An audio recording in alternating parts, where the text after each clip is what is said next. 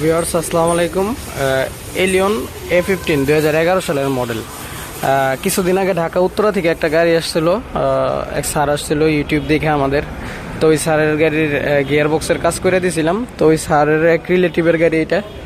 তো এটা কিছুদিন আগে এটার সমস্যা হচ্ছে গাড়ি স্পিড ব্রেকার পার হইলে পিছে ডুলানি মারে।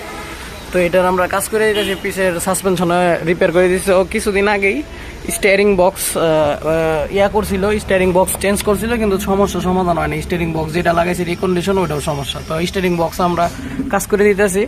তো এই গাড়িটার আরও সমস্যা হচ্ছে রেডিওটারতে পানি পড়ে যায়, রেডিওটার চেঞ্জ করে দিতেছি, স্পার্ক প্লাগ চেঞ্জ করে দিতেছি।